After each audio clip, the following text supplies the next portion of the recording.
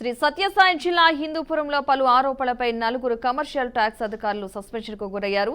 వ్యాపారులతో కుమ్మక్కై ట్యాక్స్ ఎగవేస్తూ సొమ్ము చేసుకుంటున్న సిటిఓ కృష్ణవేణితో పాటు 3 డీసీటీఓలు రాజశేఖర్ రెడ్డి, మధుసూదన్ ఇంతియాజ్ పై సస్పెన్షన్ వేటు పడింది. హిందూపురంలో మరికొన్ని చోట్ల వ్యాపారులను ఇబ్బంది పెడుతూ వసూళ్లకు పాల్పడుతున్నారని ఫిర్యాదులు అందినట్లు ఉన్నతాధికారులు తెలిపారు. వారి కోసం ప్రత్యేక నిఘా టీం ఏర్పాటు చేసి ఆరోపణలు రుజువు కావడంతో సస్పెండ్ చేసినట్లు ఉన్నతాధికారులు వెల్లడించారు.